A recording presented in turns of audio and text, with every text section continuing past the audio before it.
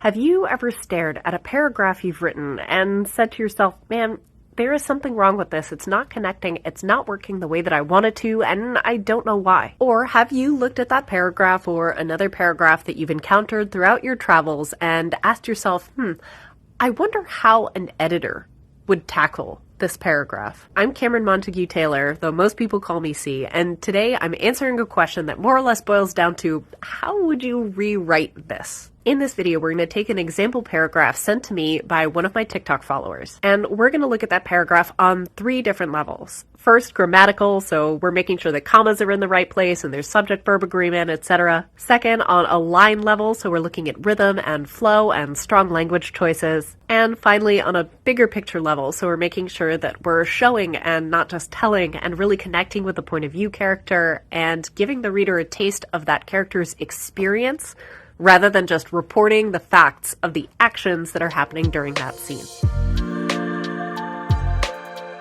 What you're going to see today is part edit and part rewrite. I'll talk about the distinction between them a little bit later. The important thing to keep in mind through all of this is that editing and writing and rewriting are all arts, not sciences. I might make suggestions or changes that you wouldn't, and that's okay. That's what makes us different. But hopefully it'll provide some helpful food for thought for you as you evaluate your own work. The paragraph in question reads, "Arapil healing magic isn't work. The poison in his veins is corrupting it. He was in so much pain, his vision was fading as his eyes closed unwilling." My first question upon reading this is, what is Arapil?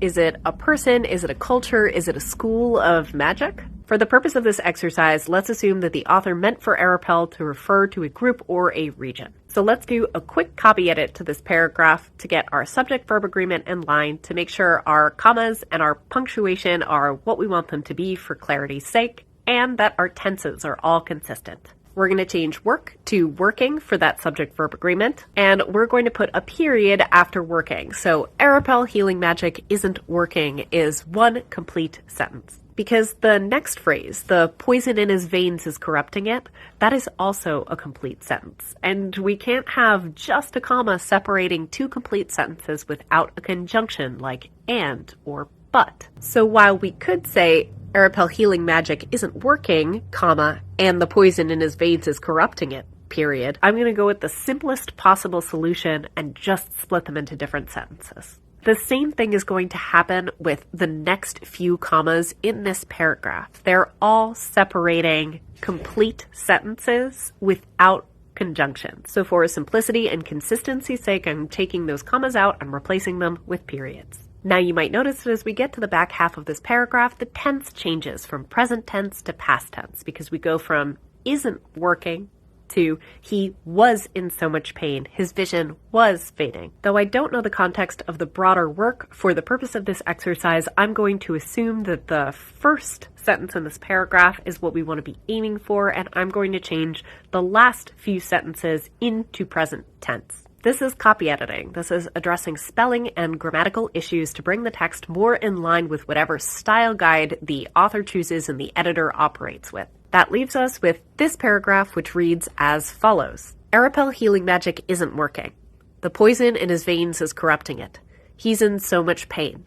His vision is fading as his eyes close unwilling. Now, while we've cleaned up the spelling and grammar, we've started to run into some stylistic issues. Most importantly, and this is a common one that I see, especially with a lot of new writers, a proliferation of verbs that end in ing. Simply put, we just use too many of them. They're really shiny, and we put them all over our work, and in edits, it's helpful for us to start reducing them and simplifying them wherever possible. In this case, those extra ing verbs are in the text because of unnecessary progressive tense and because of passive voice. We can simplify that unnecessary progressive tense into simple present by taking Arapil healing magic isn't working and converting it to Arapil healing magic doesn't work. And we can address passive voice by converting it to active voice in sentence 2 and sentence 4 by changing them to the poison in his veins corrupts it and his vision fades as his eyes close unwilling. Next, I'm going to edit for something called accidental or false simultaneity. This happens when the way that we construct a sentence implies that two actions happen at the same time instead of happening in sequence with one another. His vision fades as his eyes close unwilling might not be false simultaneity in the sense that the author may have meant that his vision fades or fades out to black because his eyes shut. But I suspect, so I'm guessing here, admittedly, that what the author is trying to say is that as the character is losing consciousness, his vision is starting to fade out and then his eyes shut. I'm going to edit for that sequencing by swapping as for and, which reads, his vision fades, comma, and his eyes close unwilling. Now that we've made those changes, let's review what our paragraph sounds like. Arapel healing magic doesn't work. The poison in his veins corrupts it. He's in so much pain.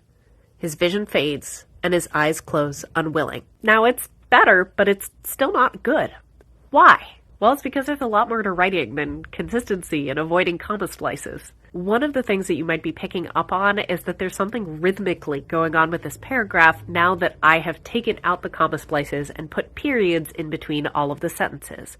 And it's that each of these phrases is roughly the same length, which means that we have this stilted rhythmic feeling going on where there's no variation within that paragraph. But while we could rejig the paragraph and combine some of the clauses into longer sentences, that's not going to fix our real problem, which is that this paragraph is very telly. Whoever he is, and the writing does imply that he is our point of view character, we're very disconnected from him. It barely feels like we're in his point of view. There's none of the character's true experience on the page for the reader to connect to, because there's very, very little, if any, interiority. In effect, even though this is a big moment because our point of view character is succumbing to poison, that's exciting, right? Well, maybe in a bad way. Bad exciting. This reads kind of dry, like an incident report or the stage direction from a play. If we're going to rewrite this for maximum effectiveness, we have to find a way to let that character narrate his story. So now that we have a base to work from, let's start doing a little bit of analyzing. Sentence number 1 and sentence number 2 have overlapping meaning. In some ways, sentence number 2 is almost like a restatement of the gist of sentence number 1, because Arapel healing magic doesn't work, and yes, therefore, the poison in his veins is corrupting Arapel healing magic. Do you see what I mean? They're not the exact same thing, but they're overlapping concepts that could probably be combined for greater effect. He's in so much pain is a tell. We're informing the reader that he's experiencing pain rather than helping the reader experience that pain alongside him, through his eyes, through his body. And finally, we're missing something. We're missing a link to character, to his emotion, and to his thoughts. At this point, I would say that I'm moving from editing into something that looks more like a rewrite. Specifically, for the purpose of this exercise, and for example, I'm going to be generating content, and that is not something that I would necessarily do if I were line editing for a client. Because at that point, I'd sort of become a ghostwriter, and that's not really what we do. An editor working on a very heavy edit might highlight a spot and say, hey, consider putting more of this or adding something like this in here, but usually won't cross that line and do the adding themselves because that sort of steps on the writer's toes and takes a little bit of creative control away from the writer, which is something that we are very, very conscious of when we're working.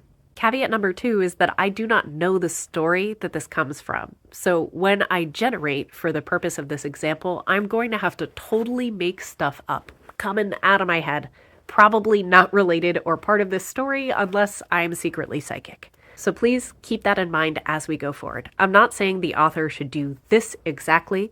I'm saying, hey, something in this sort of general direction might work. Consider aiming for something like this in your revisions. What I would say consider aiming for is this. The poison in his veins corrupts Arapel healing magic. His muscles cramp and fire races through him. Hotter than direct backstory or world building analogy goes here.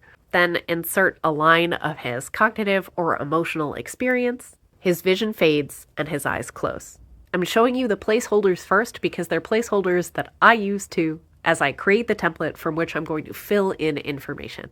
Now, As I was preparing to film this video and I was starting to fill in, I realized that Arapel healing magic probably wasn't going to be a necessary phrase, because remember, this is a paragraph sitting in the middle of the story. The reader likely already has the context that the healing that is being done, first of all, is being done probably by a person, I assume, and continuing with our assumption that Arapel is a place or a group or a magical practice, they likely know that that healing magic is, therefore, Arapel healing magic. So let's dial into the specificity and name the character who is doing the healing. In this case, let's assume that it's a second character who's with our point of view character. And for the sake of the exercise, let's call this character Dell. In this version, you will also see me actually make up those world building and backstory details. And what I came up with looks like this. The poison in his veins corrupts Dell's magic.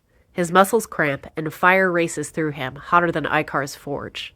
No, he must fight. They aren't safe here, and he owes Dell a promise. Dell, whose worried face turns blurry as his vision fades. He's not strong enough. The fire consumes him, and his eyes close. Now, I am by no means saying that this is perfect, masterful writing.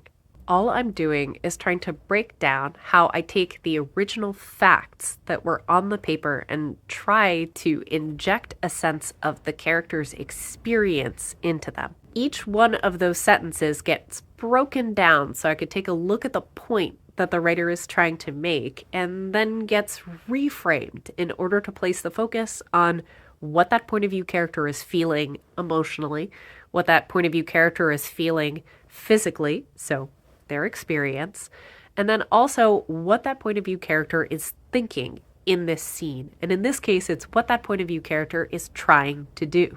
As I see it, the original paragraph had 4 points. The first being that healing magic isn't working and the poison is spreading and corrupting it. I kept that pretty literally. I just tightened the original phrase, and then I came back to that point later, right before he passes out, with "he's not strong enough." To the point with the biggest tell in the paragraph, he's in pain.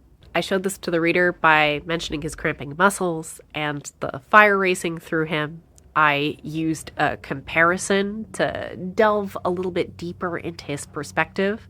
How would he contextualize and understand that pain, hotter than Icar's forge? And I brought that pain, that fire, back into the story again right before his eyes shut. The next detail from the original paragraph was his fading vision. Now, what is he looking at when his vision fades? And being able to allow the reader to look through his eyes and see that fade, see the object or the person or whatever he's looking at slowly start to blur and dim.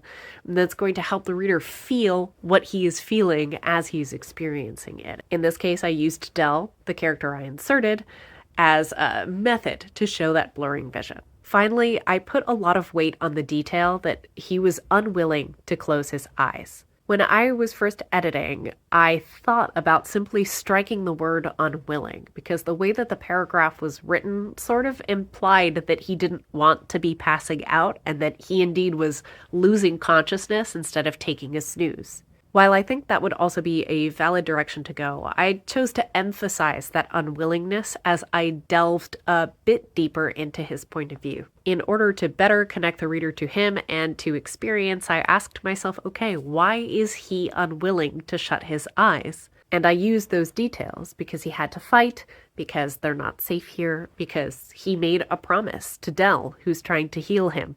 And I wove those details in via his interiority in order to show the reader his unwillingness rather than simply inform them of it. Now look, this isn't the be-all end-all of reworking edits and rewrites, but I hope the process of watching me go through this paragraph and explain my logic as I made changes along the way is helpful for you as you self-edit and work on your own writing. If you did find this video helpful, of course, I would love it if you'd like and subscribe. And before I go, I want to extend a huge thank you to all of my patrons for their unending support.